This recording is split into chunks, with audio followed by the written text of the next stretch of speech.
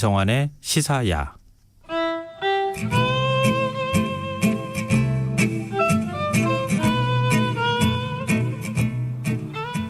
드디어 노벨 문학상이 발표됐습니다. 노벨상 위원회의 선택은 늘 대중의 예측을 좀 비껴가는데요. 올해 노벨 문학상 수상 영예를 아는 작가는 과연 누굴까요? 올해 수상자는 해마다 가을이 되면 노벨상 특수를 기다리는 출판계도 예상치 못한 인물인데요. 오늘 한밤의 인문학에서는 노벨 문학상과 올해의 수상 작가 루이즈 글릭에 대해서 이야기 나눠보도록 하겠습니다. 정여울 작가와 함께하겠습니다. 안녕하세요. 안녕하세요. 반갑습니다. 루이즈 글릭 전 낯선데요. 혹시 예측하셨어요?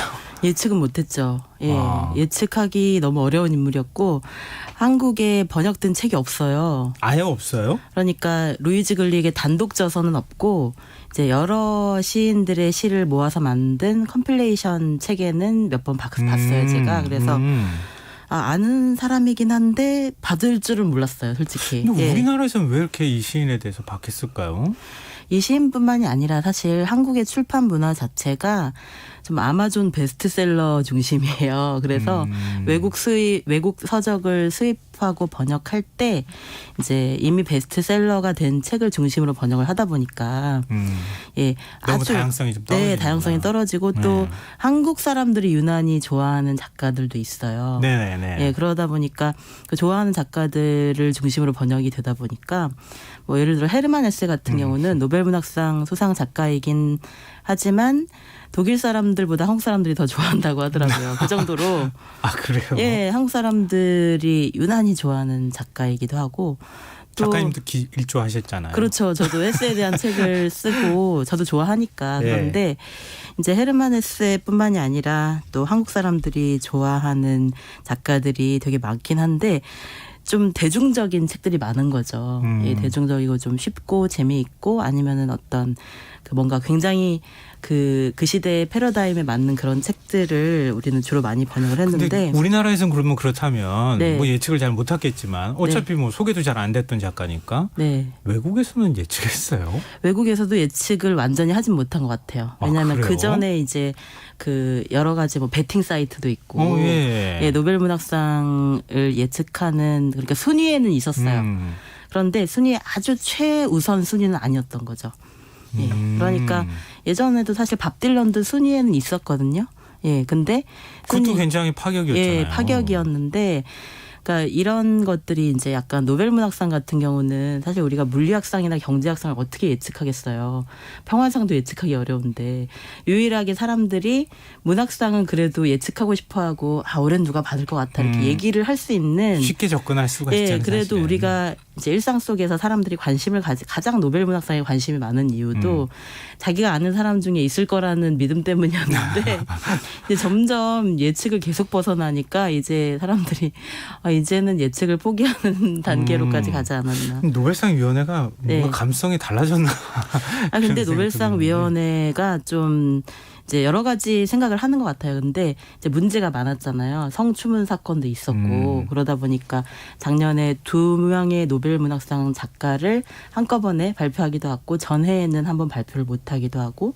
그런데 어떤 상이든 이렇게 심사위원들이 종신일 경우에는 문제가 돼요. 그러니까 종신제다 보니까 이제 여러 가지 뭐 부정부패가 발생할 확률이 높아지는 거죠. 그래서 이 노벨문학상이라는 세계적인 어쩌면 세계에서 가장 유명한 상이다 보니까 뭐 인류 전체의 관심을 받게 되지만 또 어떤 면에서는 정말 위대한 작가들도 노벨문학상 못 받은 분들이 허다해요. 굉장히 많아요.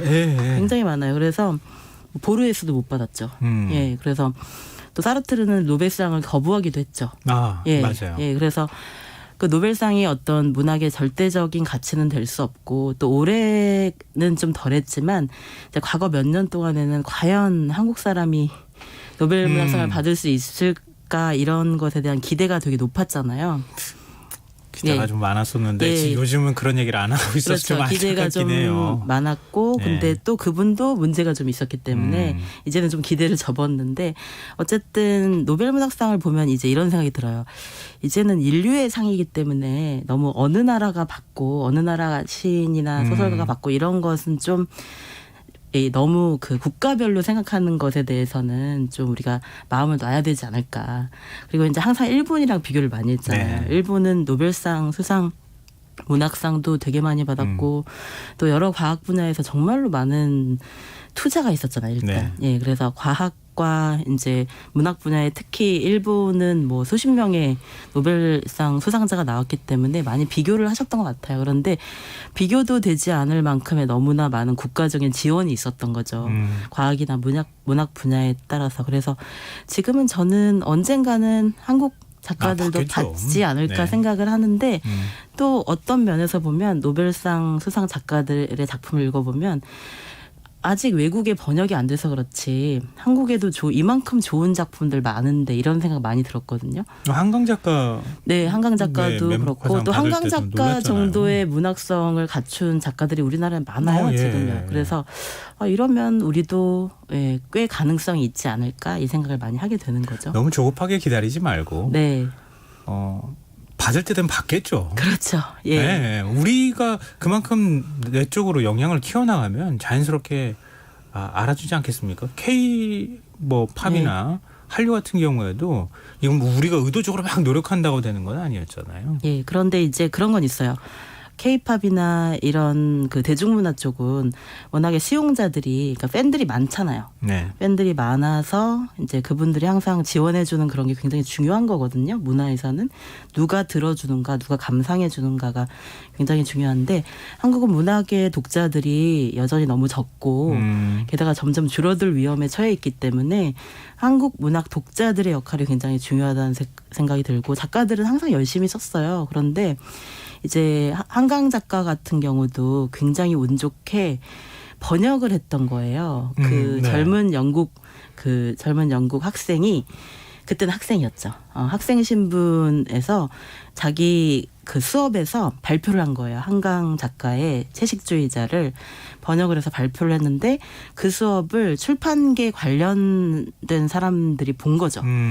그래서 이거 재밌는데 한국 작품이야? 어떤 채식주의자 어떤 내용이야 하면서 궁금하게 여겼고 그런 출판사도 늘 외국 문학 작품에 대한 관심이 있고 그리고 그 한국 문학을 열심히 읽는 외국 독자가 있었기 때문에 가능한 일이었거든요.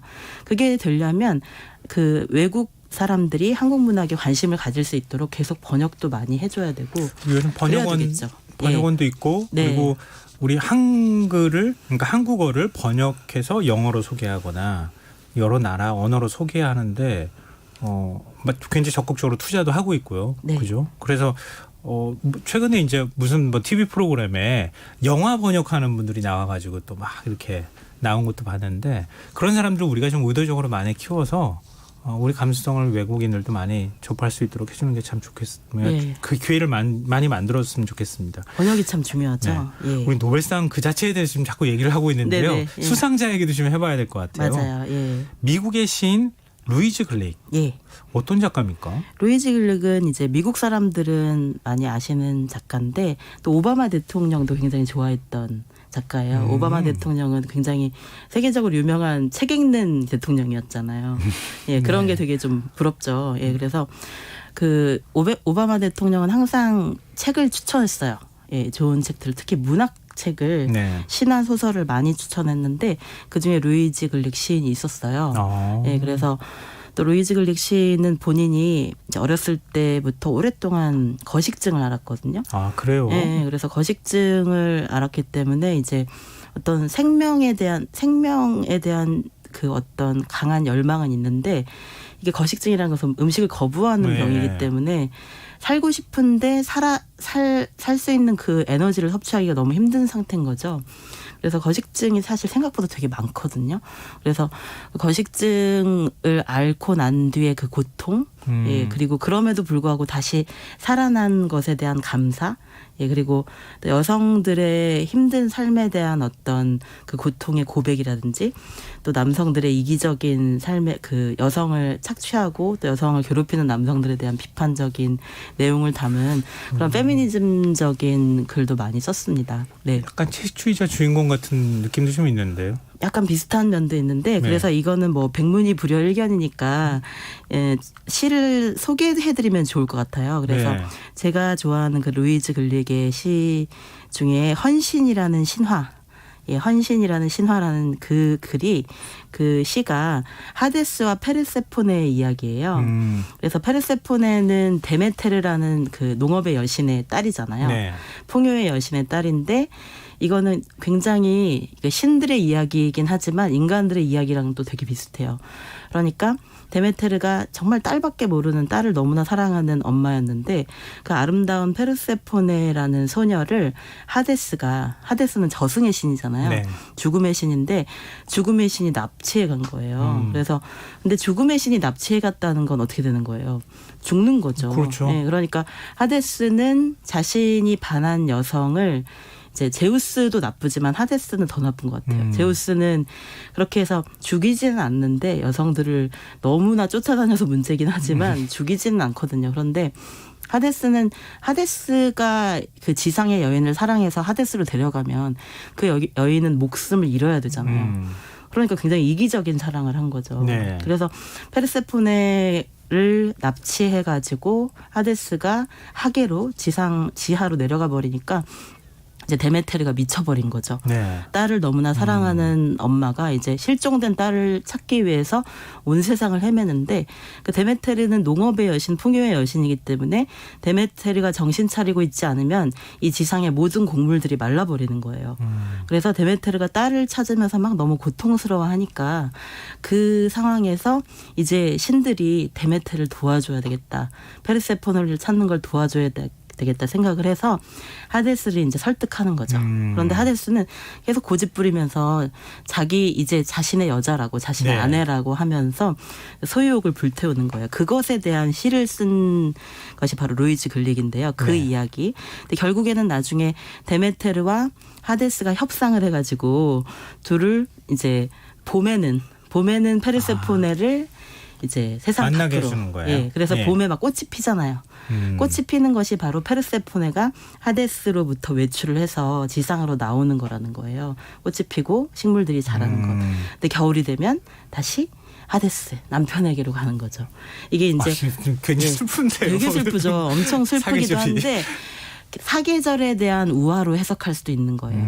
사계절이 왜 생겼는지에 대한 아주 중요한 신화이기도 한데 그런데 그것을 루이즈 글릭은 어떻게 해석을 하냐면 너무나 이기적인 남성의 납치와 학대라고 보는 거예요. 그러니까 그 약간 푸른 수염 같은 거죠. 푸른 수염 이야기도 보면 남성이 푸른 수염은 연쇄살인범이잖아요. 근데 푸른 수염이 여성들을 끊임없이 납치해서 죽이는 것을 나중에 알게 된 그 신부가 마침내 탈출하면서 푸른 수염을 죽이고 나오잖아요. 근데 그것과 달리 이제 하데스는 계속 이기적으로 자신의 욕망을 채우면서 페르세포네에게 아름다운 세상의 그 싱그러운 삶의 기쁨을 빼앗아 가려고 한다는 거죠. 그래서 이렇게 얘기를 해요. 하데스는 페르세포네를 팔에 안고 사랑하오 아무도 당신을 해치지 못해라고 말하고 싶대요. 시에 이렇게 나와요. 그런데 생각을 고쳐먹는 거죠. 그렇게 말하면 거짓말이지. 아무도 당신을 해치지 못해. 이건 거짓말이야. 그래서 이렇게 말하는 거죠. 당신은 죽었소. 그래서 아무것도 당신을 해칠 수 없어. 그러니까 자기가 사랑하는 여자를 지켜주기 때문에 그 여자가 행복한 것이 아니라 당신이 이미 죽어버렸기 때문에 하데스가 이미 페르세포네를 죽게 했기 때문에 아무것도 당신을 해칠 수 없다는 거죠. 이 말이 하데스의 변명이었다는 거예요. 그래서 하데스는 아주 아름다운 정원을 만들어서 이 지상과 똑같은 곳을 만들어서 자신이 사랑하는 그러니까 짝사랑이죠. 짝사랑인데 납치를 해서 자신의 아내로 만들어버린 케이스인데 이렇게 돼버리면 페르세포네의 목소리는 들리지 않는다는 거죠. 페르세포네는 과연 어떻게 생각했을까? 하데스를 사랑했을까? 이게 신화에는 나오지 않아요. 그런데 이 신화에 나오지 않는 것들을 루이즈 글릭은 이 하데스가 얼마나 그 나쁜 마음을 먹고 얼마나 이기적인 마음으로 한 여자의 삶을 파괴했는지를 보여주려고 했던 거죠. 그러니까 이거는 신화를 좀 현대적으로 해석한 것이기도 하고 그리고 좀 페미니즘적인 그런 그 철학이 묻어 있는 시이기도 한 것 같아요. 근데 시 스타일은 어떤 스타일로 시를 쓰는지가 되게 궁금하네요. 예, 시는 그러니까 굉장히 여러 가지 스타일이 있는데 그러니까 생명의 아름다움과 삶의 아름다움을 예찬한 시들이 특히 많아요. 그래서 이제 페이스북에 자신의 시를 소개하기도 하는데요. 네. 이 눈풀꽃이라는 시를 소개할 때는 이제 이런 얘기를 해요. 인생이라는 계절성 장애를 겪으며 잠시 어두운 시기를 지나는 사람들에게 내 시를 읽어주고 싶다 이렇게 말해요. 인생이라는 계절성 장애를 겪고 있는 사람들요. 재밌죠. 그러니까 네. 인생이라는 게 어차피 계절성 장애라는 거예요. 그래서 이게 무슨 말인가 계속 생각해 보니까 인생이 어차피 기쁘기도 하고 슬프기도 하고 매일매일 기분이 바뀌잖아요. 네. 그러니까 마치 계절처럼 계속 바뀐다는 거예요. 그래서 그러면 지금 힘들다고 해서 너무 절망하지 않아도 되겠구나. 지금 고통스럽다고 해서 이 계절은 지나갈 테니까 너무 힘들어하지 말아야겠다는 생각도 들고 이런 얘기를 해요. 가장 이른 봄의 차가운 빛 속에서 다시 자신의 여는 법을 기억하자. 나는 지금 두려운가? 그렇다. 하지만 당신과 함께 다시 외친다. 좋아. 기쁨의 모험을 걸자. 새로운 세상에 살을 내는 바람 속에서 이 부분이 좋은 것 같아요. 좋아. 기쁨의 모험을 걸자.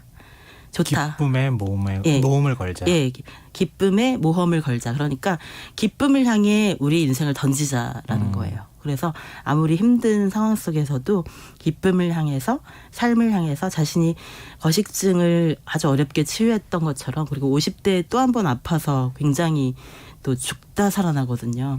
그런 여러 가지 몸의 고통을 겪으면서 그럼에도 불구하고 포기할 수 없는 삶의 아름다움을 노래한 시인이에요. 그래서 빨리 번역이 됐으면 좋겠어요. 번역된 게 별로 없어가지고 저도 지금 이제 번역을 해가지고 오신 거잖아요. 이거는 약간 조금씩 번역한 부분들을 제가 약간씩 고치기만 한 건데 저는 이렇게 번역을 잘할 실력은 안 되고요. 예, 근데 이제 영문학 쪽에서 번역을 좀 다양하게 했으면 좋겠다는 생각은 들죠. 예, 그래서 많은 영어를 잘하는 사람들이 그렇게 많은데 왜 이렇게 번역책은 적은지 시를 번역하는 건 진짜 어려워요. 것 같아요. 예. 루이즈 글릭은 퓰리처상도 받았다고요? 예, 퓰리처상 수상 작가이기 때문에 일단 퓰리처상 수상 작가들 중에 시인이나 소설가들은 잠재적인 노벨 문학상 후보라고 봐야 돼요. 그래서 대부분 그러니까 퓰리처상을 받았는데 글을 못 쓰는 작가는 없기 때문에 당연히 퓰리처상이나 뭐 또 맨부커상이나 이런 상을 받은 후보들은 대부분 이제 노벨문학상 후보 안에 거대한 그 후보군에 속하게 되는데 네. 이제 제가 좀 아쉬운 건 뭐냐면 이제 루이즈 글릭 같은 경우는 이미 상도 몇 번 받았고 네. 나이가 꽤 있으시단 말이에요. 그러니까 이번에는 제가 좀 기대했던 것은 젊은 여성 작가들 그리고 그중에서도 흑인이나 아시아 여성들이 받았으면 좋겠다는 생각을 좀 하고 있었거든요. 그런데 이제 노벨상 위원회에서도 여성들이 너무 적다. 예, 여성 수상자들이 너무 적다는 것에 대해서는 문제의식이 있었어요. 네. 그건 이제 굉장히 눈치를 많이 보고 있었죠. 지금까지 노벨 문학상 받은 여성이 16명. 16명. 예, 아주 100명이 넘는 남성들 중에서 16명밖에 안 된다는 것은 되게 적은 거죠. 그러네요. 엄청 적은 것이고 그리고 또 세계 문학사에서 여성들이 기여한 것에 비하면 참 적은 거죠. 그런데 이제 이미 또 그 70대가 넘은 그 루이즈 글릭도 물론 훌륭한 70대가 넘었어요. 예, 70대 후반이에요. 77세. 그러니까 한국 나이로 하면 한 79세 정도 되셨을 것 같은데 이렇게 고령의 그 문학 이건 좀 약간 조심해야 되는 부분이기도 하지만 이제 노벨상은 상금도 크고 그리고 이제 작품에 주는 게 아니거든요. 네. 맨부커상은 작품에 주는 거예요. 채식주의자 딱 이 작품에 주는 거예요. 그런데 노벨상은 그 작가의 전체적인 삶에 주는 거거든요. 그래서 이게 그 젊은 작가들에게 좀 더 그 기회를 주는 그런 것이 노벨 평화상 같은 경우는 아주 어린 소녀도 받았잖아요. 네네네. 그런데 노벨 문학상은 유난히 좀 보수적인 것 같아요. 그래서 이미 예일대 교수고 이미 퓰리처상도 받았고 이제 많은 사람들의 사랑을 이미 받고 있는데 좀 더 그 약간 혁신적인 선택을 했으면 어땠을까라는 생각이 많이 들더라고요. 예. 그렇게 그래도 좋아요. 그런데 루이즈 글리게 씨는 좋아요. 그래요? 예, 이건 말을 되게 조심해야 되는 번역이 부분인데. 많이 안 됐다고 말씀하셔가지고 네, 예, 그게 좀 아쉬웠죠. 시집이라도 있으면은 가서 한번 그 시집 책을 사가지고 좀 한번 읽어보고 싶다 이런 생각을 할 텐데 또 예. 그런 엄두도 못 내가지고 좀 시간이 그래서 걸리겠네요. 번역하는 시간이 좀 걸리긴 할 텐데 네. 그래도 소설이면은 좀 더 오래 걸릴 텐데 아니네요. 또 시라서 더 오래 걸릴 수도 있겠네요. 그래서 이 문학 작품은 항상 번역이 어렵기 때문에 그래서 시간은 좀 걸리겠지만 그래도 기다리는 독자들이 워낙 많아서 지금 약간 한 편씩 들어있는 그 작품집이 엄청 팔리고 있대요. 아 그거라도 읽어봐야 되겠다. 이렇게 다른 작가들의 생각하셔가지고. 수많은 시들과 섞여 있는 그런 몇 편의 이제 시집이 있는데 저도 거기서 루이즈 글릭을 발견한 거거든요. 그래서 혹시 그러면은 더 갖고 온 시가 있으세요? 아니면 아까 조금 더 있어요. 예. 있어요? 한 편 한 번 더 정도만. 읽어볼까요? 예, 그래서 좀 길지 않은 걸로 소개해 네, 주시면 애도라는 시가 있는데 네. 이 시는 뭐냐면 사람들이 그 사람에 대해서 막 안 좋게 얘기하다가 갑자기 이 사람이 죽고 나니까 막 칭찬하면서 이제 죽었는데 그 사람이 죽고 나서 갑자기 그 사람에 대한 평판이 좋아지는 거예요. 네. 그래서 이미 살아있을 때는 사랑받지 못했던 사람이 왜 이렇게 죽고 나서야 사랑받는가에 대한 이야기를 당신이 갑자기 죽은 후라는 시에서 이렇게 말을 하는 거거든요. 한 문장만 읽어드릴까요? 예. 당신이 갑자기 죽은 후 그동안 의견 일치가 되지 않던 친구들이 당신의 사람됨에 대해 갑자기 동의한다. 실내에 모인 가수들이 예행 연습을 하듯 이구동성으로 말한다. 당신은 공정하고 친절했으며 운 좋은 삶을 살았다고. 박자나 화음은 맞지 않지만 그들은 연기를 하는 것이 아니다. 그들의 눈물은 진실하다. 하지만 장례식이 끝나고 조문객들이 막 빠져나갈 때 당신은 갑자기 고통스러울 만큼 격렬한 질투를 느낄 것이다. 살아있는 당신의 친구들은 서로 포옹하며 길에서 서서 잠시 얘기를 주고받는다. 이런 거죠. 죽음을 이런 둘러싼 스타일이구나. 인간의 네. 죽음을 둘러싼 인간의 그 표정에 대해서 이렇게 아주 차갑게 표현하고 있는 시입니다. 루이즈 글릭이란 시인을 다시 한번 좀 살펴봐야 되겠다 이런 생각을 갖게 된 시간이었습니다. 네. 지금까지 한밤의 문학 정유월 작가와 함께했습니다. 오늘 말씀 고맙습니다. 감사합니다. 네, 오늘 모바일 상품권 당첨자는 홈페이지 공지사항에서 확인하실 수 있습니다. 신청곡 이벤트에 적극적으로 참여해 주셨던 청취자분들께 모두 감사하다는 말씀드리고요. 김성환의 이사야 오늘 순서 여기서 마무리하도록 하겠습니다. 지금까지 김성환이었습니다. 편안한 밤 되십시오.